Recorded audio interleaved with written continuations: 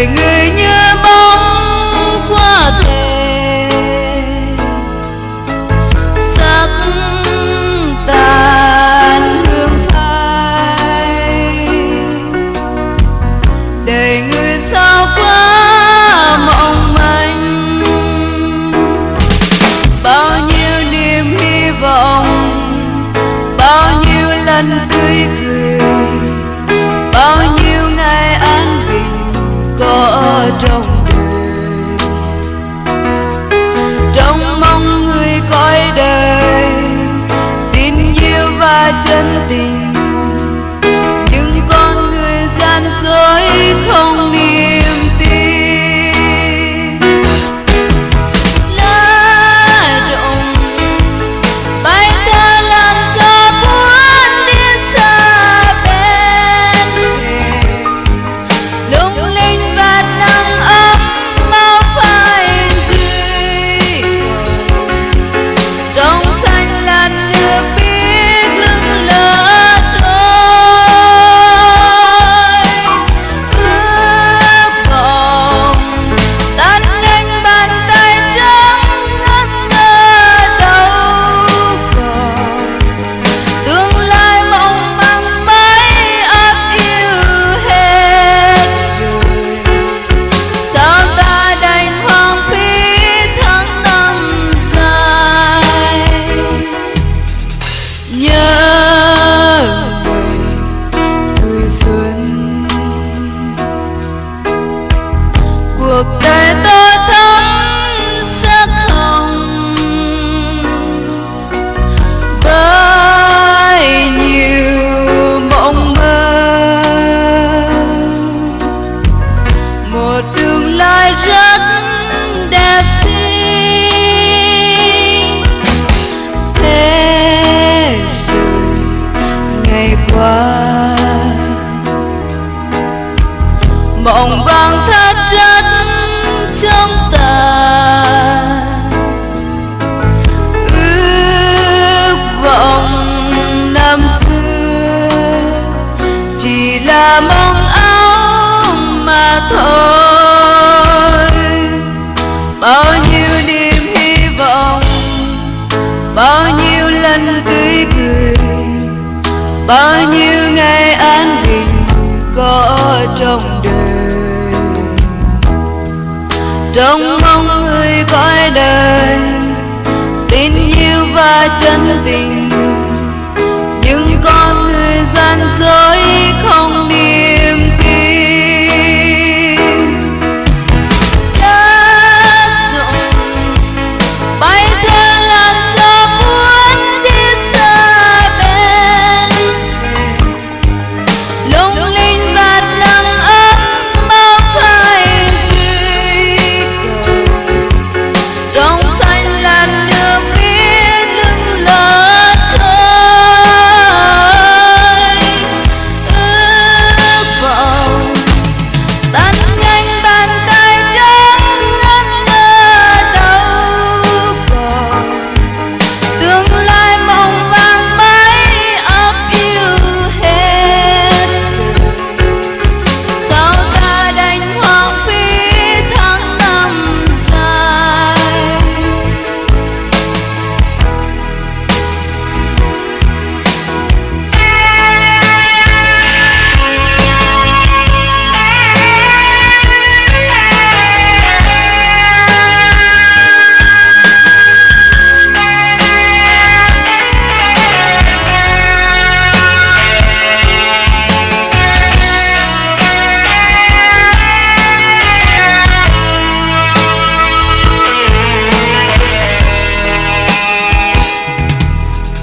Đến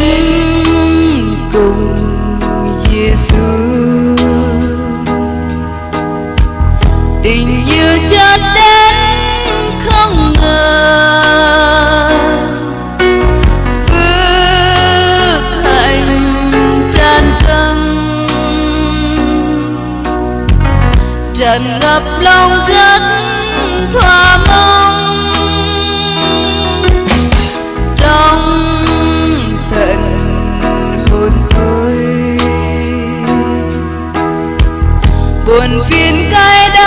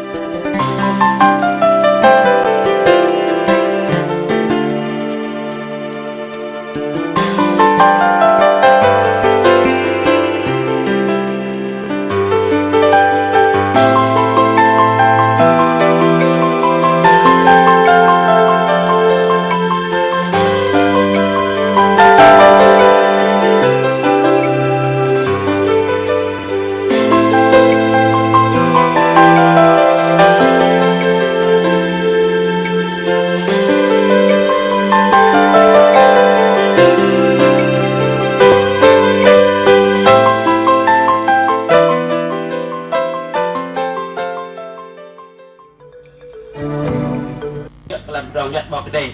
này nào anh nói ra các bạn ăn vân làm rong giờ cùng cô nào đây này rồi các bạn ăn rong tạ làm giờ cùng cô nào cái bè đam hưng bằng mọi miếng là con từ nam tới nọ đóng lò lại xin giờ là ba nằm ba bộ mình nào mà mình mệt đấy bro ông mai bằng ba nằm tới nọ mất bị đặng dùng rồi bắt mute bây giờ cùng một bài Giêsu Christ sự tin cơ vân tình lành không không cứ cho tờ tình sự đôi thang in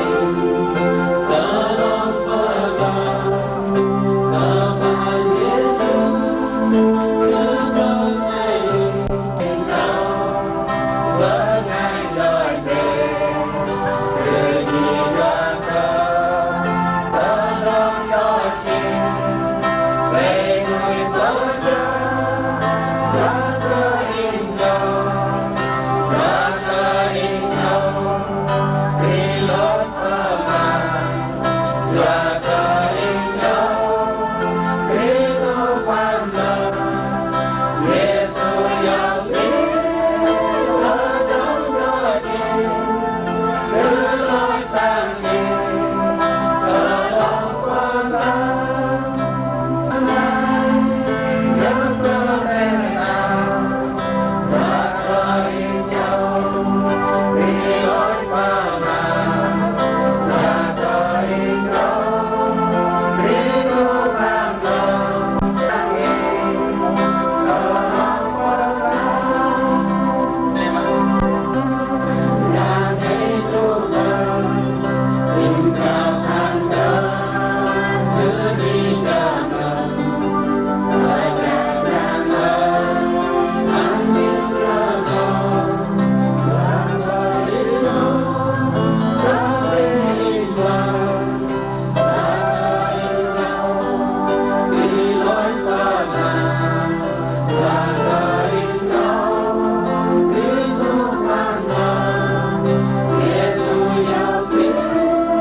tớ đắm đôi tình giữ lối tang nhìn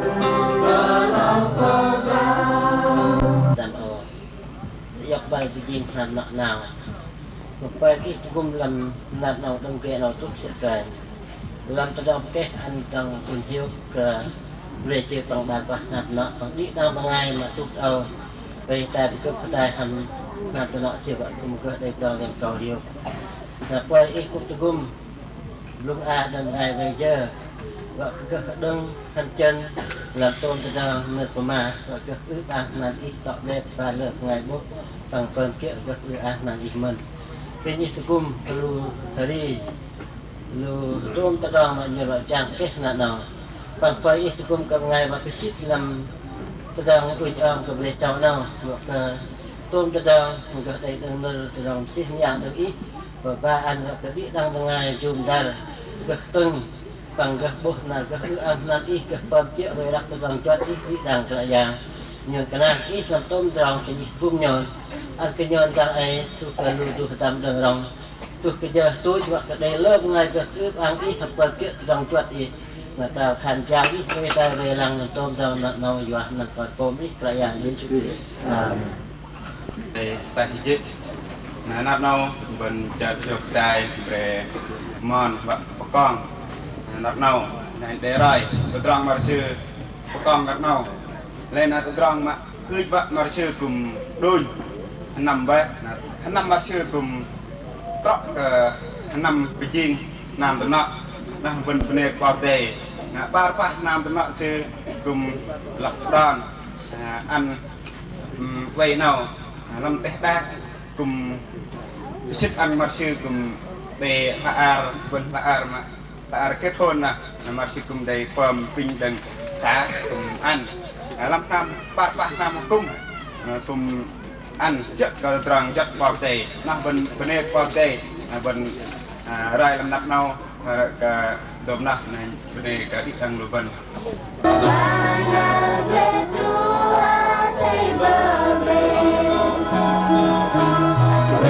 subscribe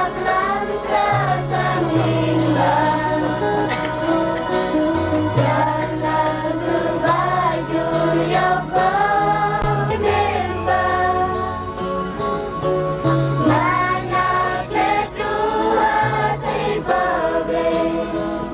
Gõ để không bỏ lỡ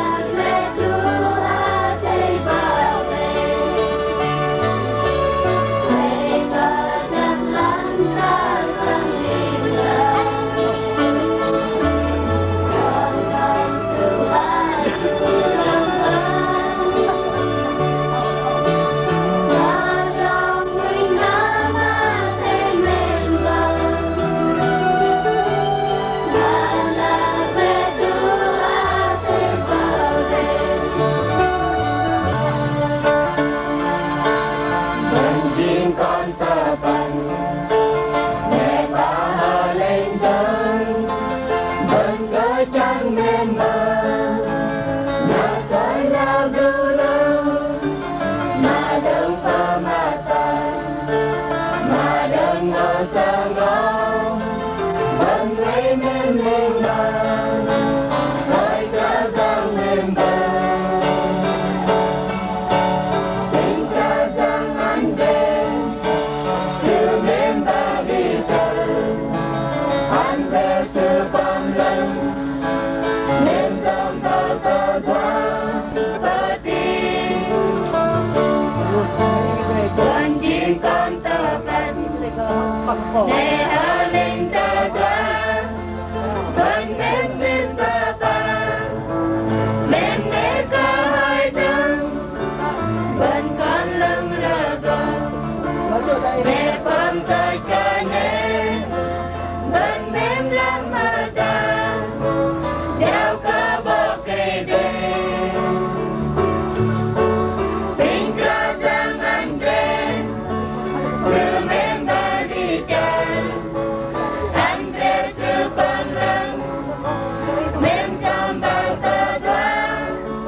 giang nắm tơ hơi nào riêng mà câu dục yang mềm bao nhọc chân lý Rapa kepati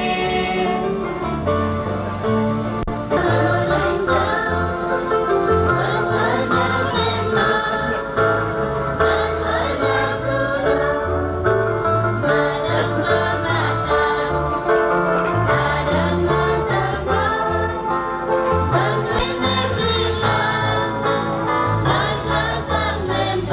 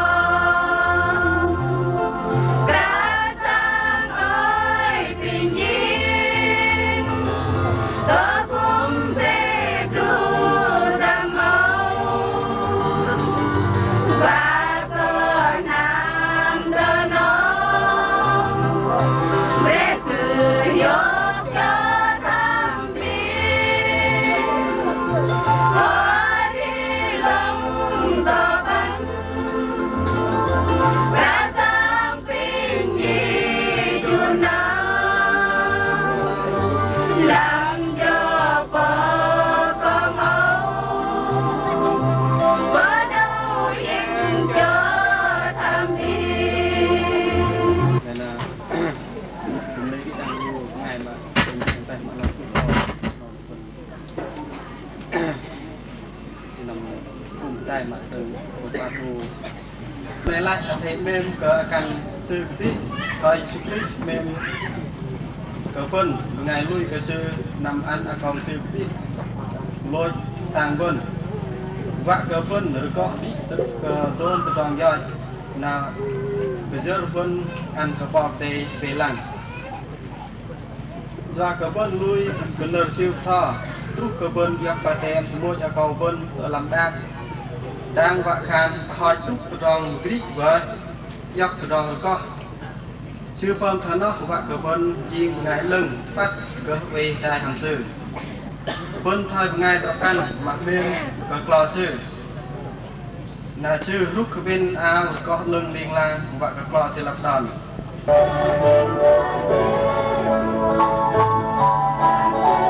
tập thay lu bên ngày lui từ dòng cây suy lu ngày trong ngõ lu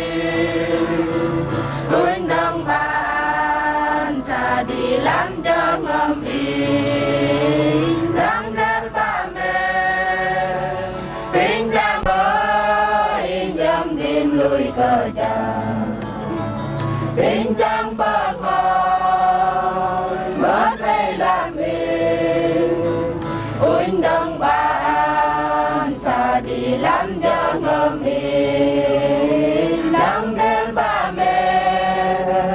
bên trong bờ ngồi mất đây bờ ngồi làm cho ngâm in đang ngày bờ ngồi mất đây bờ ngồi làm cho ngâm in đang ngày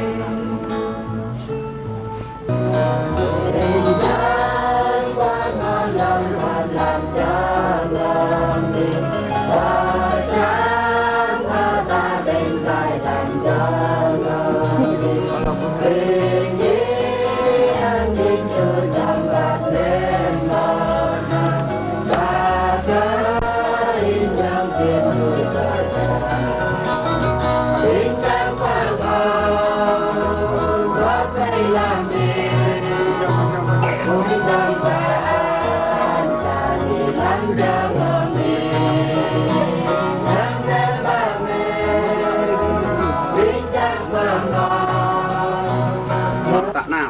là các ngươi phải yêu nhau.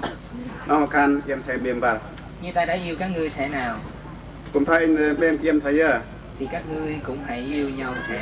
ấy. yếm cũng thấy biếm bà lại mình Nếu các ngươi yêu nhau người ta yếm biếm bà thì ấy là tại điều đó mà thiên hạ sẽ nhận biết các ngươi là môn đồ ta.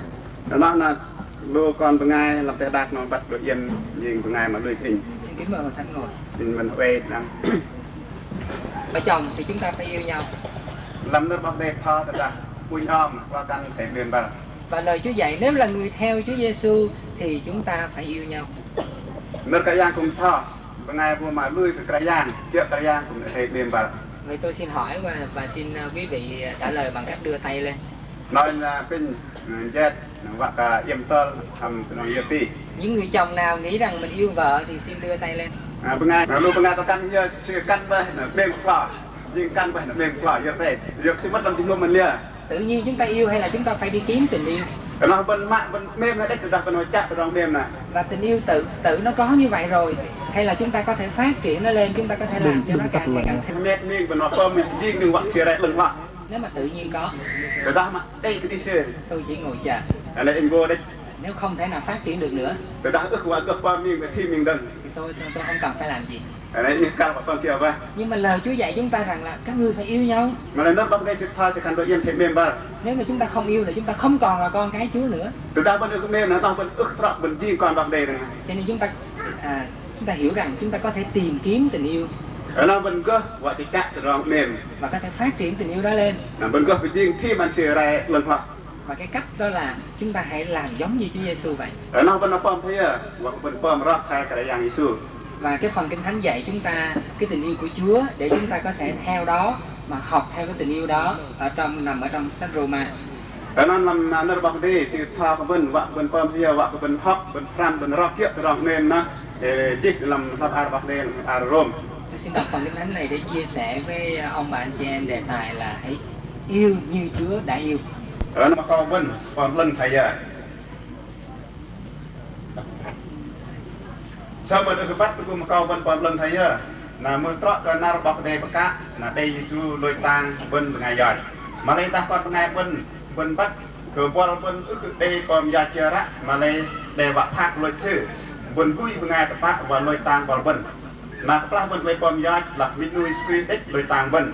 nó bên bắt bọc đi men còn ngày bên bạc là đang ai bọc về chỗ bên riêng bên ngày lưng với tổn trọng ngàn Theo cái phần Kinh Thánh này nói với chúng ta là Chúa yêu chúng ta từ khi nào? ở nó bọc đi thì sẽ thao bên gần cây giang sẽ bên bên này à từng bây giờ Từ khi nào? từng bây giờ sẽ bên mình Kinh Thánh nói rằng khi chúng ta còn yếu đuối. làm nó bọc đi nó bọc đi sẽ cần cái plah bên mọi người tu bên về ước ta mà cơ còn lưng Và trong câu 8 nói rằng cái Chúa Trời tỏ lòng yêu thương Ngài đối với chúng ta khi chúng ta còn là người có tội. làm tròn ngàn nó bọc đi bên của bên đó là plah bên về pom gia Chúa đã chấp nhận chúng ta cây giang sẽ chỗ bên bay và yêu chúng ta sẽ bên của bên khi chúng ta còn yếu đuối và khi chúng ta còn là tội nhân. cái plah bên về tu plah bên về pom gia Đây là điều đầu tiên chúng ta học về tình yêu của Chúa. nó bên về pram mà tròn bọc đi sẽ bên của bên Chúa không có nói rằng là các ngươi phải tốt ta mới yêu các ngươi. nó bọc đi sẽ thấy khan thôi im lông mới là im Chúa không nói là phải cầu nguyện cho nhiều, nước bọc đây cũng khăn em càng khăn nó lơm á phải học Kinh Thánh cho giỏi, em học from nước bọc đây mà game á phải đi nhóm đều mèo cũng mà đừng mà rồi ta sẽ yêu các ngươi. là in của mèo em được trọ thầy á Chúa yêu chúng ta khi chúng ta còn là người yếu đuối đầy tội lỗi. cái yang mèo của bên cái bên về pom yai cái bên về tu về cái Khi chúng ta còn tham lam, cái bên về hơi chạm trong nó ta thờ hình tượng, bên cố ruột lòng chúng ta có thể còn đầy những tham dục. nó tiếng ngâm bên về hơi chạm để lơ tròn kia mặt mình mày Có thể chúng ta còn trộm cắp giết người tà dâm. pom bên về lôi bên này tụi tôi lệ này pom vô cái Khi chúng ta đáng chết mất ở trong cái cơn giận của Đức Chúa Trời. cái bên mà trọ bên lôi nằm tròn mà bọc đây sẽ hiền mới Chúa ta yêu chúng ta không? mà lại cái yang sẽ mèo bên về Tấm lòng của Chúa Giêsu giống như một căn nhà rất là tốt đẹp. lần tiếng ngâm cái yang sẽ bị nhện thầy bị pom nam lưng vâng Ngài mở rộng cửa. sự quay măng xa Và khi chúng ta bước đến căn nhà đó, người ta vẫn làm tốt Việt Nam đó mình đầy ghẻ chóc như là bệnh phung và mặc bộ quần áo rách rưới dơ bẩn. bên trôi sang nó mà tôi đang mà cái nét tình nhân thật bên chị chân mà văn ao chắc cái lần á Chú đã đón chúng ta vào nhà. mình cái yang sự sợ gặp bên một ngàn Phải làm cái chén cho chúng ta đầy tràn. sự con cái nhan bên một tí cái nhan bên là bên lại Sức dầu cho đầu chúng ta. sự tôi anh ta mặc bao phu từ bên Chúng ta được hưởng tình yêu của Ngài trong căn nhà này. ở đó bên đây dắt từ rằng sự lên nát bên làm hàn sự Còn chúng ta thì sao? những cái bên rồi Thử hỏi thử coi là tại sao chú rể yêu cô dâu, tại sao cô dâu yêu chú rể? ở đó bên cái năng giá kia mà tâm là sự mê của mọ sự mê của tâm Có lẽ là vì đen, rõ lăng là lưng quăng có lẽ là vì giỏ. và họ sẽ dọa tại cái Sắc đẹp rồi sẽ hết. răng lưng quăng nó sẽ có đi thôi Còn biết đánh đàn hay á, thì không có làm ra cơm được. từ đó nó có hơi pro vô gây mà này cũng có thể chặt bò nhạt Chính vì vậy cho nên là nhiều người thì lúc mà yêu nhau thì nói rằng nếu tôi không lấy được cô đó thì thà tôi chết cho rồi. đây là đây luôn nó sẽ thành ra hai cái đi dập ngày nó luôn nó trong thằng lôi đây Nếu không có anh thì em không có sống nổi. từ đó cái đây cái đây nhông này em cái đây cái đi hả Nhưng mà rồi về sống với nhau chừng vài ba tháng rồi đã muốn bỏ nhau rồi. mà này từ đó quay chết quay đây nó mình bắt thế nó bắt nhầm rồi vậy Chúng ta phải học cách của Chúa là phải yêu cái người yêu của mình đó đúng như người đó như thế nào thì chúng ta phải yêu như vậy. nên nơi bằng tên nó vẫn học và rằm thao vẫn mềm vẫn vắt bên ngày mà rõ tại bên ngày mà thấy giờ vẫn mềm sẽ này Chúng ta đừng có tưởng tượng ra một cái người yêu nó vẫn đây có tranh chụp đi nó từ đó mà vẫn mềm vẫn hơi vắt bên ngày yêu cái người tưởng tượng đó. đó mềm của bên ngày mà cái tranh là đẹp Vì các thanh niên thường là chỉ gặp nhau trong cái buổi nhóm hay là trong cái lúc sinh hoạt. nó luôn tâm nó phải từ bậc mà bên cung bậc bên dân sản sinh hoạt bên cung bậc đề nuôi chết Lúc đó là cô gái lúc nào má cũng hồng hồng, môi cũng đỏ đỏ, mắt có cái gì đen đen, tay có đeo cái gì toàn ten, quần áo rất là đẹp. cặp la nó là mua mặt sự tiệc hôm á làm tiếng hôm nó vẫn có bắt mà ngoại sự liên lang sự tiệc hôm ban ao lưng rõ bờ đòn to bên mai le lưng lằng cái ngoại sự thầy Còn anh thanh niên thì lúc nào cũng nghiêm chỉnh rồi ăn uống cũng từ từ đàng hoàng. mà cái từ tâm tân sự liên lang sự lưng sự mét mà song xa sự cùng mà quay khát thọ Rồi cái là lấy nhau rồi về cái ngủ một đêm thức dậy để dọc vào bơi quay bơi mình mang người ta thật đơn mở mắt ra nó sẽ gian mặt xe cái cô đó gỡ lấy cục ghè, nó hôm nay nó sẽ ple để kia mà ple mặt tóc thì bù xù. tóc sẽ rủ ra đó Còn tới buổi trưa thì thấy là quá nhiều. nó terus kan mà apa mà ngay trong nó apa xin là xong lơ đấy Thì nó bay giống như con chim nó bay mất tiêu luôn. nó từ trong phần khơi chú bạn trong bên là dòm vậy nhìn thấy xem này phát cái này Cho nên điều đầu tiên chúng ta phải học cách đó là yêu đúng cái con người thật của cái người mà chúng ta đã chọn. nên mà lúc nào mình học ra là mình thấy cứ chú bạn mình mê sự thoát phải cái ngày mặc sự thầy giờ Giống như cách Chúa đã yêu chúng ta. hai đại gia sự mê của mình Điều thứ hai trong phần kinh thánh này nói rằng là khi chúng ta còn yếu đuối thì Đấng Christ đã theo thì hẹn chịu chết vì kẻ có tội. cái gia sẽ để mà thôi là mình về phần do nó bên Christ đấy chỉ về tăng bên sự mê của mình là thoát hay mà sự để các hàng này rồi vậy Chúa đã từ trời cái gia sẽ được bình này xuống thế gian này. chỉ chút làm thay đạt là Có giống như ông vua nó hâm thai tạo không? được rồi Giống như một em bé nhỏ sự chưa để lại thay mình từ con nhẹ ít sinh ra trong băng cỏ, thì tôi phú tờ và bờ nhẹ nghèo nàn, được nuốt lên đến nỗi không có cả quần áo mặc, văn áo của một cái đề không có cái giường để nằm, giang của một cái đề không có cái nhà để ở. nam của một cái đề Và đến khi Ngài chết như vậy, tốt xưa lôi cùng này lại chôn trong cái mồ của người khác, lúc tôi xa ngày nay Ngài không có đất đai, sẽ có cái đề tê cái đề miêu không có cà phê, có cái đề cà phê không có bò, có cái đề mò không có vật. có cái đề kiểu Vì sao?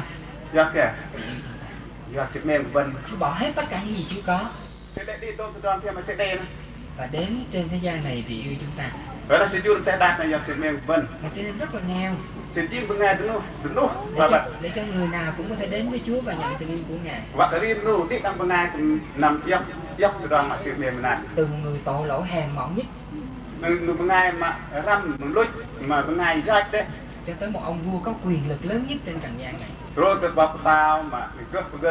để tao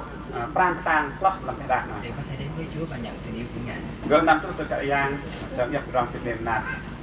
người Việt chúng tôi đó thì có rất là nhiều những cái quy định gì vậy cho vợ và chồng. Lu tách kinh doanh cho là sẽ lơ rong rất tất cả lu lo căn Ví dụ như là nếu mà người nào mà muốn nắm quyền ở trong gia đình nó tiga là pengai dia masih macet rong và căn vặt mà cứ làm tham nọ thì khi mà đi làm đám cưới, terus mà vợ con ha hai vợ chồng bắt đầu dắt nhau vô cái nhà mới. nó ba căn này tôi ba chôm và tức nặng nặng Cái người nào cũng cố gắng để mà đạp cái chân vô trước. nó pengai dia sẽ cùng hadirin vợ ta jam sự là jual dra Họ nói rằng nếu mà mình đạp được cái chân vô trước á, thì sau này là người đó phải nghe lời mình. nó ta vẫn là sự tranh cần jam dia masih jual dra dengan vợ cần rong nó cần gặp mừng bần gặp chu bần Cho nên vợ chồng gì cũng dành nhau thọ cái chân vô trước. nên nó có căn này sự tiga và vợ chân dra và chi phu Họ muốn cái người kia phải nghe lời mình làm theo ý của mình. này sự vợ pengai nó chu bần mừng bần Vì sao? giặc vậy Tại vì trong cái cuộc sống chung á thì hai người rất là khác nhau. giặc ta rong bần mà Krista ta là ba nu là sự phara đó đấy Muốn sống hạnh phúc á thì chúng ta phải tìm cách nào đó để hài hòa với nhau. người ta bần mà hari vợ cái hiệp chợt vợ cái dạ là ba nu nó thì để lại để hiệp vào Giống như tôi với thầy úy sẽ lên đường đi làm lễ cưới cho anh em. thì thầy như thầy Việt Nam mà vợ năm còn mà con vợ năm con cả đồ bần Chúng tôi cùng đi một đường. nhìn năm hai cùng tròn Nếu tôi đi quá nhanh á thì thầy úy theo tôi không được. từ đây năm đây rút chợ như tam Nếu tôi đi quá chậm á thầy úy chán quá thì sợ trễ giờ nữa thì thầy úy bỏ đi mất tiêu rồi. từ đây năm giờ năm thầy Việt sư hello đây sư lịch tam giờ nó sẽ chẳng để Chúng tôi phải học cách để điều chỉnh cái chân của mình sao cho hai người có thể cùng đi với nhau. ở nó như làm lia và ai giác và dài dài Vợ chồng cũng vậy, quỳnh am cùng này lại đi với nhau suốt đời. ở nó sư này đi đâu rồi đi Mình phải quên chính mình đi, bên đây cái chinh cái cao bên và cần thiết cái cao bên phải từ bỏ cái gì đó của mình á. trong kia mà cần đến lời do bên mà bên đây chinh Mình phải tìm cách là hòa hợp với cái người kia. mà bên phong liêu và tập lên lại hàng ngày mà bên dọc này Khi đó chúng ta mới xây dựng được một gia đình hạnh phúc. lấy nó bên chinh làm tận nọn để chờ chưa Mà Chúa Giêsu đã làm im như vậy. cái anh sự Christ có thể nói Chúa từ bỏ những gì của Chúa sự tiết đam tôn từ trong kia sự tấm nam sự từ trong sự lên đấy để nên giống như chúng ta. ở nó sẽ chinh lên lại thả bên Rồi Ngài sống ở giữa chúng ta, ở nó sẽ đi tại một bên hài hòa với chúng ta. ở nó sẽ mất là bom lấy lại thả bên Và chúng ta thì là cứ tranh giành và cứ đòi cầm lấy cái quyền trong gia đình là đòi những người khác phải làm theo ý của mình. mà này bên người ta bal bên chơi bal vặt lâm nam tận nọn vặt chơi bên bên về lằng Và làm như thế thì không thể nào học yêu như là Chúa đã yêu chúng ta được. ở đây bên Thương Ngài đối với chúng ta mà lấy cái giang sẽ bỏ bên trong sẽ bên này bên khi chúng ta là người có tội, gặp lại bên đời sống của Ngài vì chúng ta. sư hút chào hari sư từ trong hari sư do sự bên bên Và đó cũng là cách Ngài muốn chúng ta yêu lẫn nhau. ở nó thì cũng bắt nam bằng ngày nó Thấy vợ ăn mặc rách rưới, bên bắc căn sự nam bắc chụp bàn ao giác giác trời lạnh mà không có cái áo len để mặc, tiếng tiếng nhất mà ở đây ao lên rút chúng ta sẽ nói rằng cái người đó là một người xấu chứ không phải là một người tốt đẹp. Tới cái lợi ích của cái người mà mình bên bên con bên băng con bên đánh thêm cái thằng mà đã đánh con mình đó, mà bên teh bên ngày mà sẽ teh con bên làm như vậy có đúng không? bên con thầy em rõ rồi Cái đó không phải là tình yêu nữa. mà vâng còn mà qua bên và khăn là bên om bên à con điều đi nở như thằng bên phim ăn bên bụng sư tôn từ rong rai thuốc rai nét từ rong lưng đó từ rong đi tiêu chơi cả tốt từ rong vặt sư rai nét rai đúng không Mà cứ như vậy đó tình yêu sẽ tràn đầy trong gia đình của chúng ta. nó từ trong tiền và làm hàng từ nọ bên sẽ rai lưng nó rai còn gần rai bên lại Và chúng ta sẽ có một gia đình hạnh phúc. nó bên đi hàng từ nọ bên cái chiên tiêu chơi Bây giờ chúng ta sẽ kết luận. nó bên quét từ rong bên nở vào tiền Chúng ta mà lấy đát là sự đi hết căn mà ở kia mà đừng cả gia nằm hãy nổi dậy thu vẽ ở gió nam, ở kia đừng cả hãy thổi đến, thu trút ở vẽ hãy thổi trong vườn tôi, thật thu từ làm bờ đi còn cho các mùi thơm nó bay ra. và các đôi từ nó bao phủ nó sự paralek đừng bờ đi Nguyện lương nhân tôi vào trong vườn người. và các ngày mà vạ nó làm mất làm bờ đi Và ăn các trái ngon ngọt của người. bằng xa được lê lon ngam sự Cái lương nhân này có nghĩa là cái người mà chúng ta yêu và là cái người yêu chúng ta. nó mà gần bữa ngày mà vẫn hơi mềm còn gần bữa ngày mà sư cũng hơi mềm của mình Ngài là Giêsu. sư với cả yang Giêsu Và cái vườn đây là tấm lòng của chúng ta. gan nó kan chúng mình mình Tôi xin đọc lần lượt. nên đọc phần đăng từng đang nhờ nọ bên đây kỹ lưu hiện đang sợ cỡ đang ai thì quay tại cái nhờ liên làng để tôi cung cơ bão vợ cơ chiên làm đoạn nào thì ta phơi kỹ tôi cung mặt sử vợ cơ mặt sử đang ao tại nắp rong lắp mặt sử phơi đang bem sợ khởi đình bồi thì ý ăn mặt sử đầy vợ cơ mặt sử cơ mềm bẩn thấy đẹp cả với vợ cơ nhon đầy rong mềm một ngày buông đầy rong mềm một ngày nó sử dụng còn ý một ngày nó sử bắt kỹ làm ngom sẽ đây cơ nó rong mềm sẽ đây liên làng vợ cơ tí cho đi sư cơ ăn này rong bao phu mặt sử phong lưng cái gì về làng bão bạn đi đăng bao phát nằm cho nó vợ cơ sư bắt cái này kỹ làm tôn từ rong nhon bên đây kỹ cho ít mềm cái nhon thì chưa coi cái tí tàu vợ cái bút nhon rong ít mềm cái nhon được xích ít chơi cũng được xích ít tôi đòn nó mà lại ít mềm cái nhon đi đăng còn ngay còn đặc nào thì vợ cái đi nhon bật cái này kỹ bằng tôi cũng bao làm nào cho nó mà lại làm qua can win on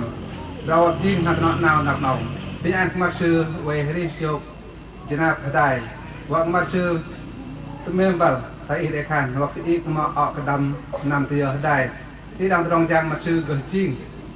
อ่างขนาดอีกเป็นยังไงได้ยนหนักหน่อก็ที่ดังตรองมายนเฟิร์มยนเป็นอีกที่ตะกุมก็มาเยี่ยมจะได้ไปทอตัวพยนตรองเมมมาอีกได้เมมก็เลยยนไปรีบรู้จังงำยนก็ได้เมมนำจังงำสมัยnhân doa trong mềm nó họ nhân ức cái lắc ô cái giang giọt nhân giọt vậy trong mềm ức cái đây doa cái bol bol bây giờ cũng nhân hoặc nhân thấy đi hay mình phom tân làm lòng mềm để lơ bằng ngày bố lần hợp bắt cái nào cái giang bằng bắt cái nhân bằng ngày lùi cái bây giờ cũng cái đào nằm tân nọ nào hoặc mà sự gặp riêng và trọ thời thì lập đòn mềm bal thì căn trong mà đây phun nhúc bằng tân nọ trong mềm bal lo bật cái mềm cái cành thời cái giang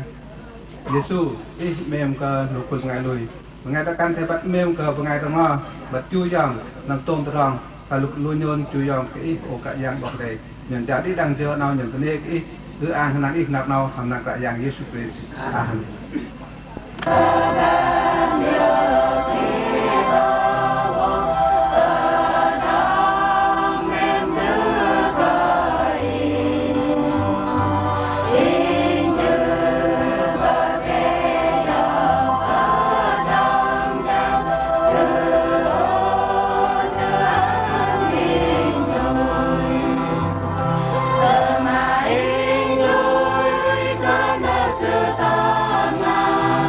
để không bỏ lỡ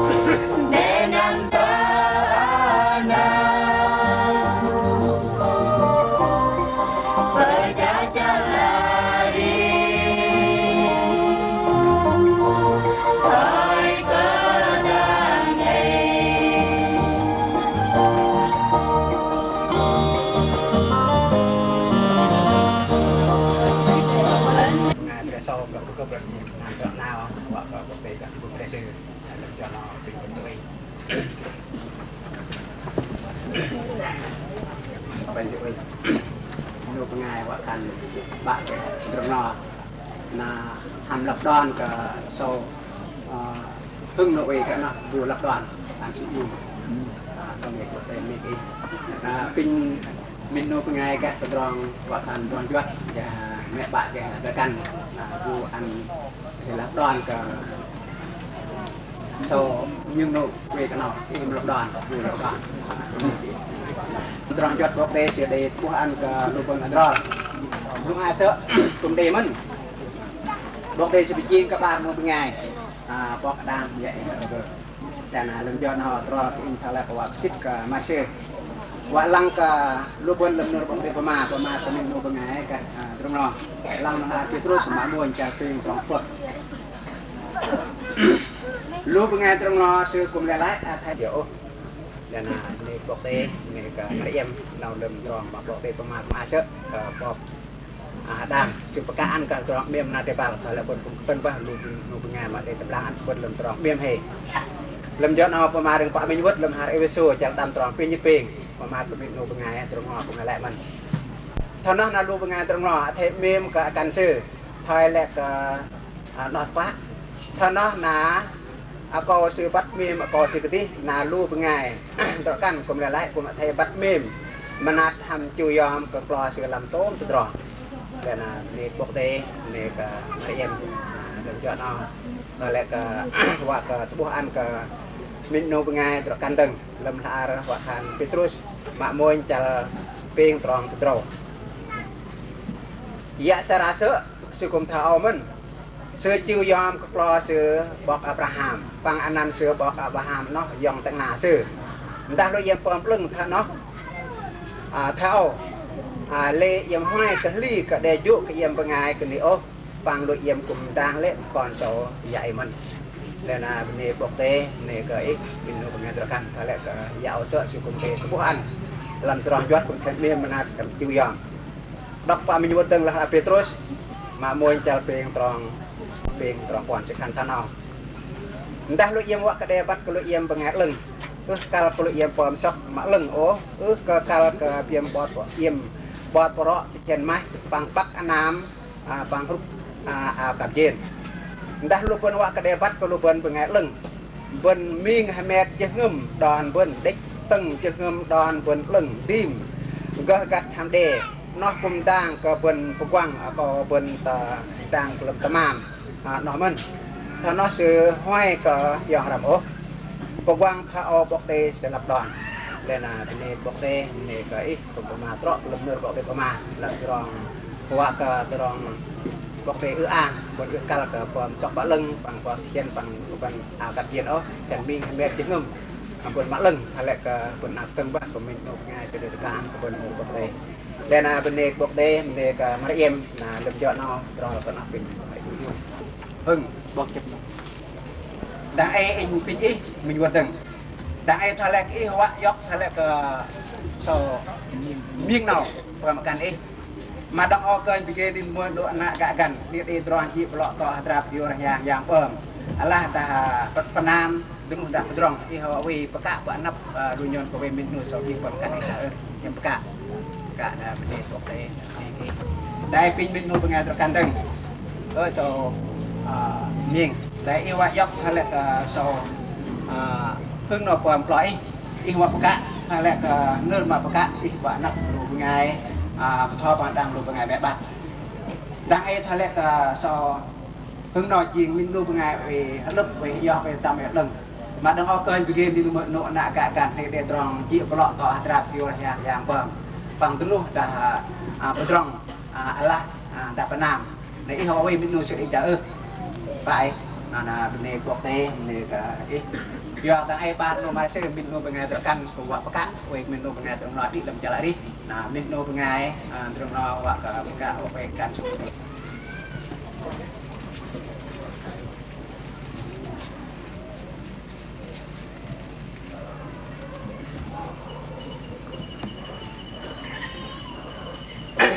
bên này quốc tế bên này ka Maryam terong nơi yang peka thalek he kumner pema mà đi drong chỉ bỏ to hạt ra tại vô rằng dạng bởi những cả bên nu mình nu bằng ngày can đã bên nu bằng ngày drong nó đi làm chơi đi và can chỉ riêng làm nam tụi nó đang ai mình tụi drong thì khen nào lại cả mày nó mày em klum sẽ tụm trốt và klum tụm uin mày nội sửa để được lọt mà mồi mà ba lẽ mày nội sửa cái đây cả họ can cái nắp họ can tập anh chơi lên là drong hư dọa viêm đừng đang tập đi trở lại đi cùng lại man lên là beli bọc teh beli ke Mariam terang dah ayah ke piam ke sip bak nap lu kalau ke mek bak pang dak perlu ku pengai lui pang dak perlu pengai dik dang ku pun ke bon ih ke sip kenop min nu pengai pang terang min nu tekan di sip ke Mariam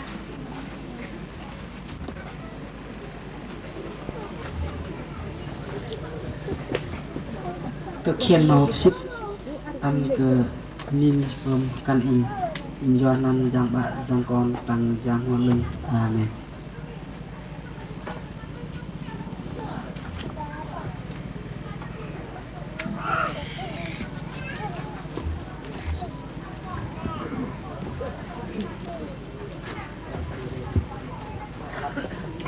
Khi nào in pesit ăn cơ hương bớt lo in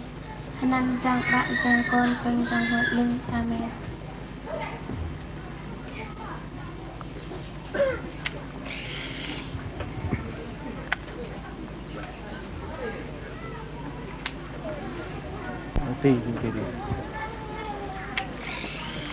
Nana mene bok teh mene kelubuan pin yung bukan wak ke kerap khan Malaysia yang kau. Nalam jauh nak nyuruh nyempat mem nyuntik pak terang mem. Itu gumbar no pengai berasal pejing nam tu nak nau. Pin itu an terang pun yuk ke Malaysia. Pin itu gumban ke Soheng. Min no pengai terakan. O kerajaan bok teh thalak ke mieng o kerajaan bok teh. Pin itu tu am nusia man. Yo ke yang pengalang tu Malaysia. Gum Malaysia. Wak Malaysia pom dan min jengem. O kerajaan bok teh bak wak su teh dan ciu yang. Mem menatih balkas lok di tang. O kerajaan bok teh. Pin itu an terang pun yuk ke Malaysia. Pan itu gumban ke parpah nam telok mek bak se. Pom jam kau. Goh welang se. Nyon penik an ke lu se dia dan lui. Goh mem kuan se tu lok yang ke pan ke bal nam telok. Pin itu gum dah tanap min jengem min dan. Dia dan lui ke jam 4 mem menatih bal. Kuan se goh mem ke mek bak se pom mem kuan se. Maka kalau wak man presiden mem menatih wak bar se pijing lep nam telok nam. Nah nyon penik pin an yang ngol Tuhan terang pun yuk Malaysia. Dengtang tu di lem jalak di Malaysia. O kerajaan bok teh bak mak ri lang mak kenti. Nah lem jok no nyon penik nyon pin o kerajaan bok teh Tuhan terang pun yuk tak ni lem nam kum tak ni dor moi no tak ni mak bar. Pin kum an se teh terang pun yuk tak ni no. Ke ang pam po sia tom terang. Đừng bàn nuôi bên ngày mà lơ bên ngày ở ảng còn quần chợ tôm tròn hoặc lơ bên ngày cũng ở ảng hoặc lơ bên ngày cũng quần chợ hay là cái mà xưa nào cũng cả dạng còn về là lâm cho nó nhung bên này là những cái khán tôm tròn nó giàu thì bây giờ đừng ta này tôi này chút đừng dùng để xưa cái khán còn cái cả dạng như sự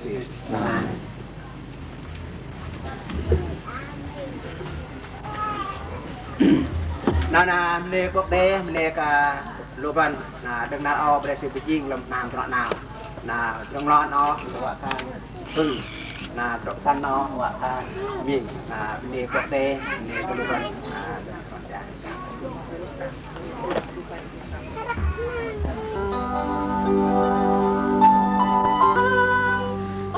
không bỏ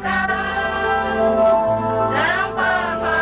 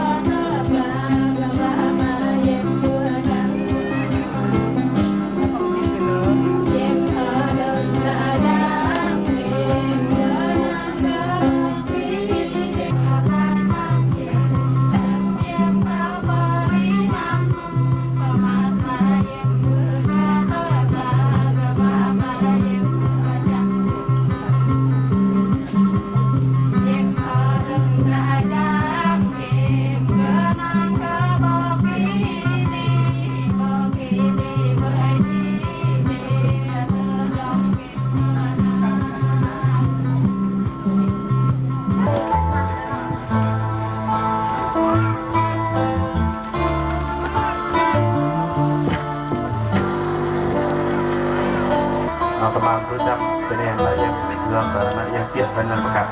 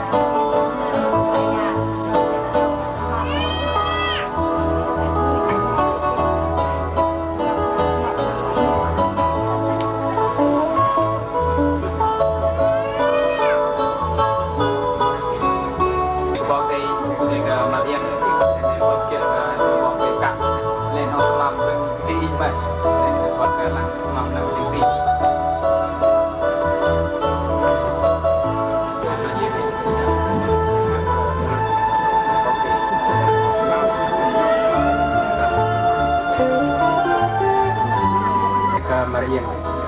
nó Mariam bơm kia thôi bọc đầy và nó tamam đường nít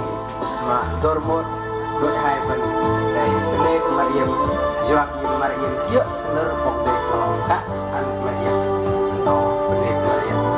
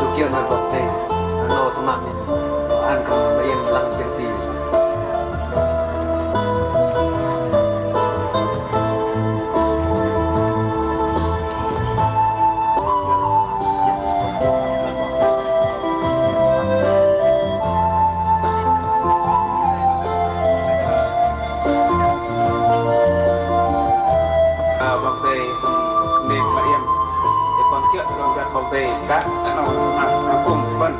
anh bây giờ mình làm cái gì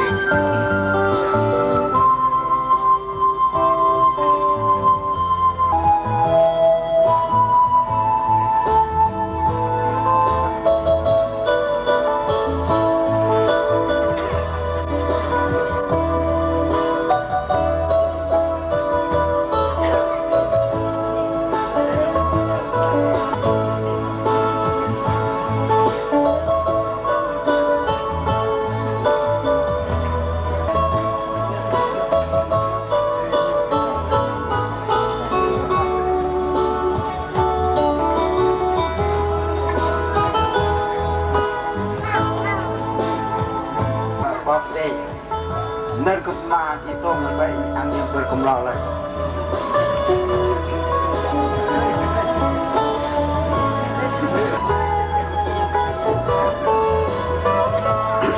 Bahwa mengenai jinak apa? Mana tentang nak ram kiri benar tidak ram jauh. Vấn đề là kia mà hoặc là nó mà nó làm việc thì đặt như đây cũng chỉnh nó ra cũng và các bạn chẳng thì làm là tăng phong người ta cũng cho nên là yang làm như thế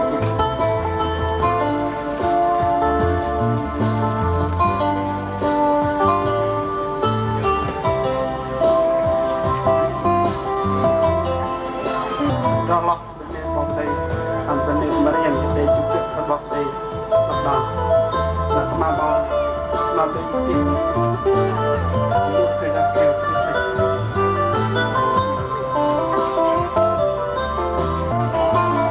nó phải là các bạn bên mai quyết định vấn đề các bạn nuôi Bremon bạn ban sau bạn bọc đây là tình vấn đề của Mariam là với không tưởng là thời gian đến thọ và phải những chú cỡ nhau trong tay mà thì chẳng gì nên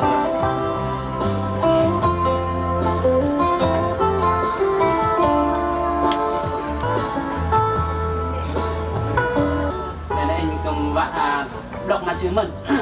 bọc đề để cùng mặt sư về làm chương trình sư trúc nạp cả để trúc nạp nô từng in block mặt sư từng vạc sư mặt sư cùng tin để đón lui mà trúc nạp bọc đề đầu lọc đồng rí vừa để lơ mà nạp sư nó phọ sư nạp trúc nạp quang đấy mà trúc được rong giờ quang nóเป็นsư ước gan cùng ước gan nó tham ước gan tiền bạc pin bọc đề cùng đừng nạp nô trúc nạp môi bạc tin để đón lui mặt bạn nhưng cùng để tạo kia lơ cùng để bọc đề hình mà yên để đang bẩn để rong ăn màng cũng đi với này kia đang bẩn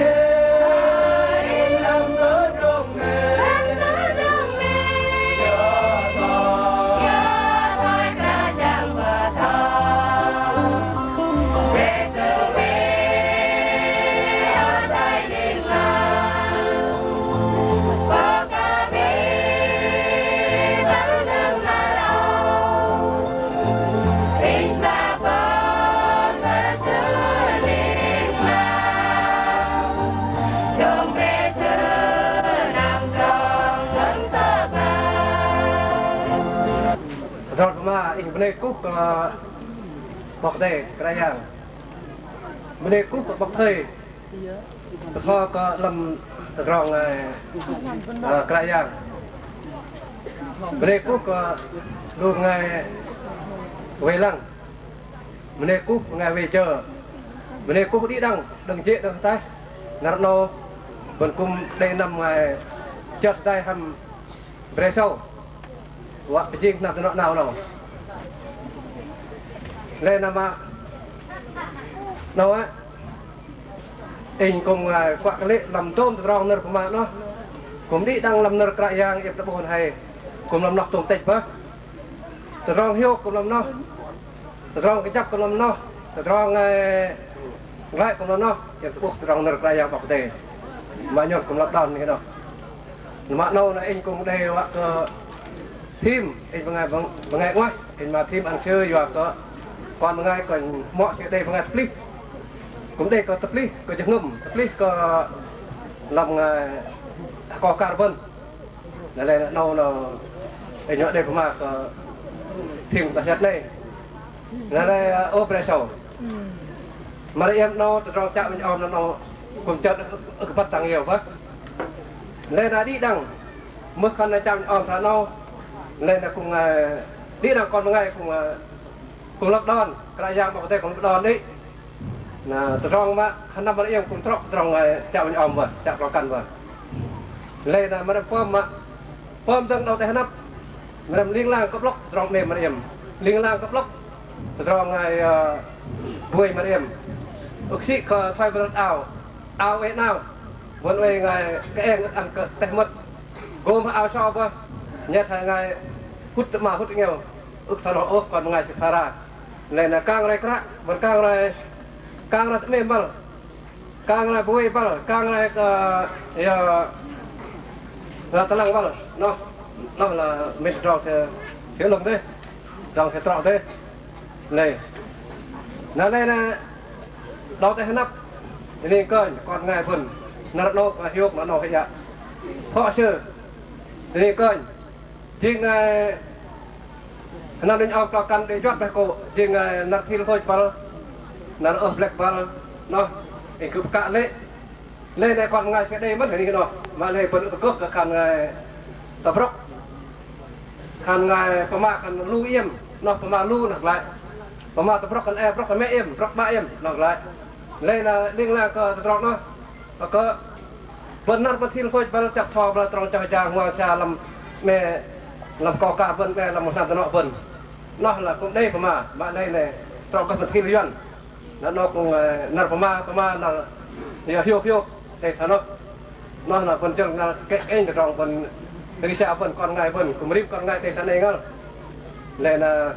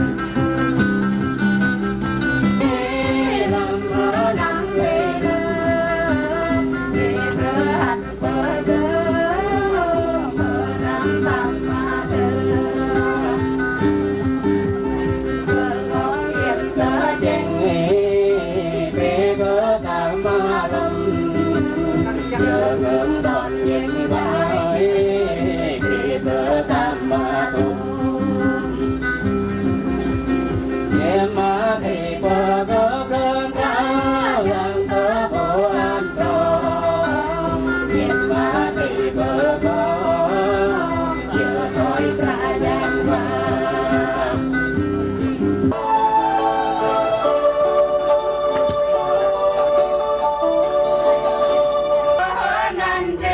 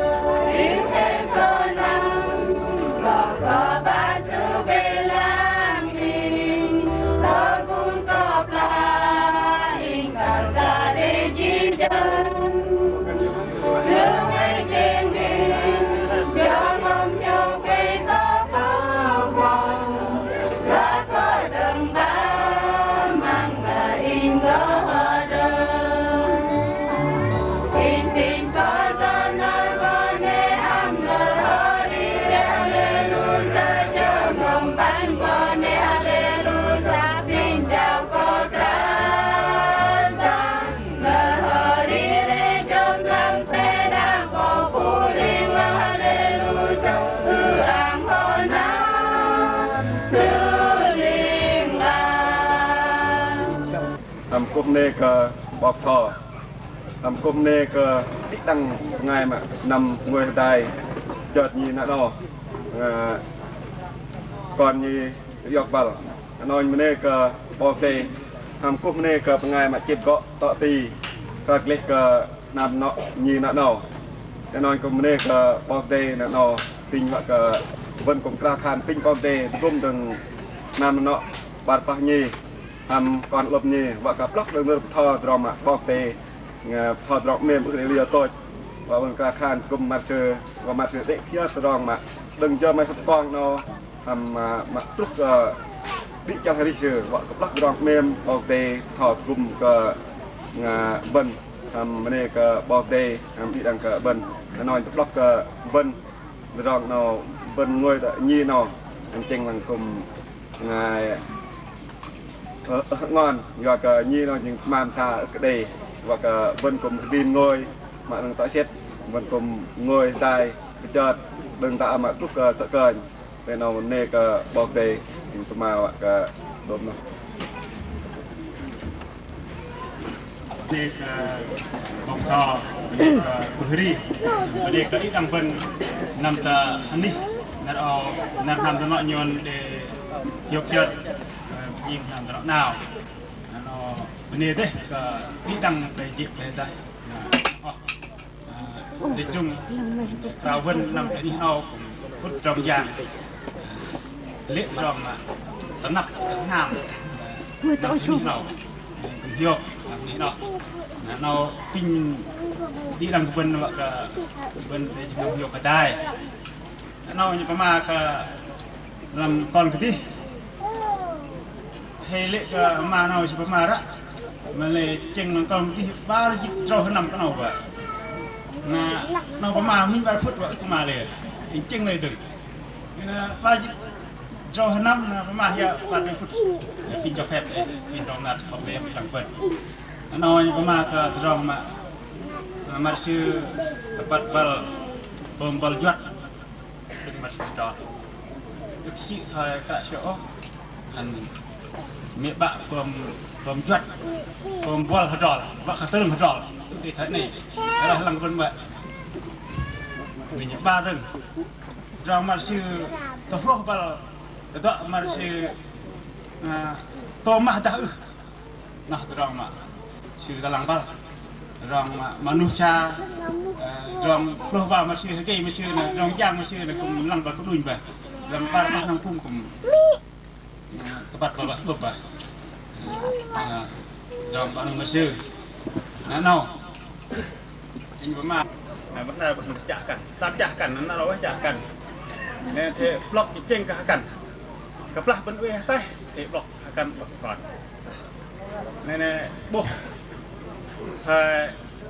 nyun đại vàng sợ lúc ngày lui này chưa đại vàng đại minh chi đại mi cây ba cây năm plekuผู้ชารอกนำเย็นก็ได้แต่โบมินูเป็นไงลุยอีกรอกเหมือนเชื่ออินตามลุยเชื่อติ๊กวางเชื่อรัดการัดมัมรัดไบรปลอกก่อนกันนี่เลยว่าต้นรองเทียนะเวหาไตเกิดนำตัวเนาะว่าขันเจอนั่นว่าขันนำตรองนะขยุ่งว่าขับปลอกก่อนกันนี่ปัดกับปลอกลำก่อนกันลำนั่นRisha weh dah nak drop nak tak tanah bah. Min mak ba reng. Wak ke lui ke akan. Nên drop một thò kan mưa tranquil kel gre na kel kedut tranquil de kedut. Ki kan nam ya kai gwek kai si drop tu. Nên drop hari wak pem kia wak cing drop kia na. Hari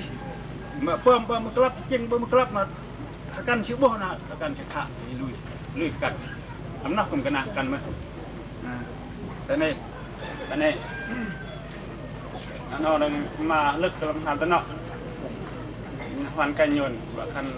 trong hầm nọ có mà tạt để căn ini nam parok tân nọ phải sor ku pelan gerang top tân nọ phải lùi người phải lọc cái này nó pin ke trong nak bau di bah trong risha này rồi các bạn cái này ra tập bắt được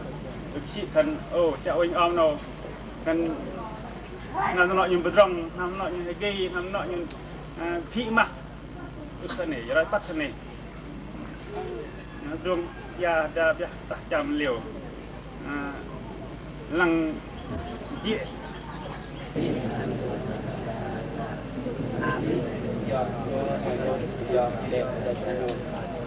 Apiti android lu apiti grit tadi rong sing tadi rong tadi Haleluya mega Yesus Haleluya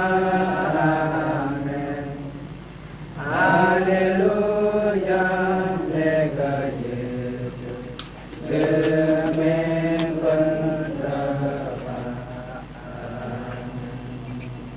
Pin bapa tak perangkat dari kami. Nyon penik itu gum nyon okey ruhe itu belum nyon tu orang ibu jauh anak nyon lu pengai welang je pang lu pengai ri pang lu pengai dokter pang lu pengai pang ke dang bah nyon jak nang pang ti je lang je we hai lu nyon tentang itu nar hidup dan kalau kan pon kerajaan Yesus Kristus.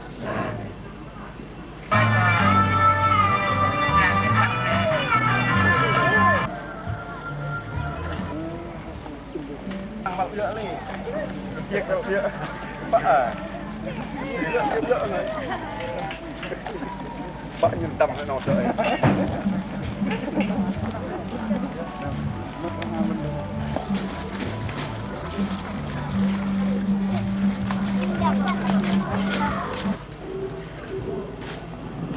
Pasal tu nak ke bak betul sangat.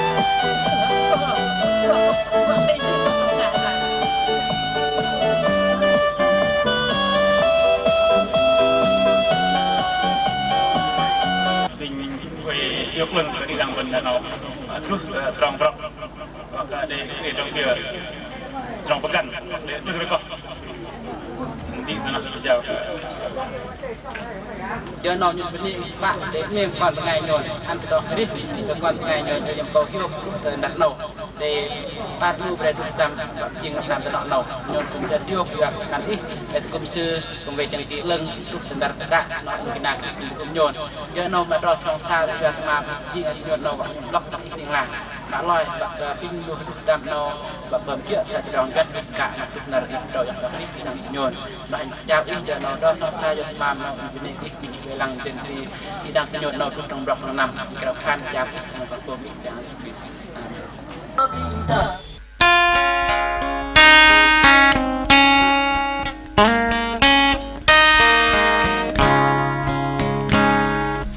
Bengai buai pemata linglang Pangje ngembing ke terong tetam mangnar Linglang uy lam do cho sơ ngon pa hơ đừng Lari me mai terong leng pa đây Bengai bu ma uy beng lan pemat Pangje ngem bu ma uy sơ ngon persen Đang mang mu je ngâm vân cơ đằng có ca giang huế trang cô đi lù bên lui về cơ ca giang ngờ lù buồn quăng và cơ đi đang vẫn cơ vô play lần tơ nó vẫn đi lý lang ba để lối tân cả yang đây mang ăn thơ ngay bu mà lui boy nắng bê tơ cả giang đã ngây loi sư cô mơ đã tan tôm tơ đông giọt lưu bần nắng bê tơ bà sư quê chẳng cô sư cô cho đi lưu bần chỉ còn sư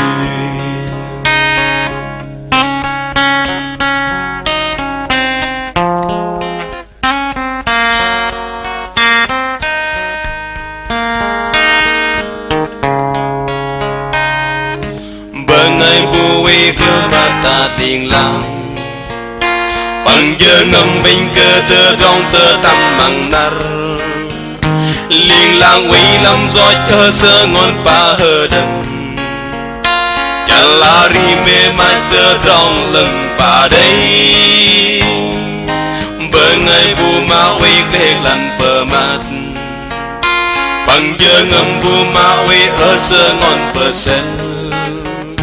tê đắc măng mu giờ ngâm vẫn ư cơ hơ đần có cả răng quê chẳng go đi lù bần lùi về cơ cả răng ở lù bồn bồn và cơ đi đằng vẫn có bộ play lần tờ nó vẫn đi liên lang bà để lối tân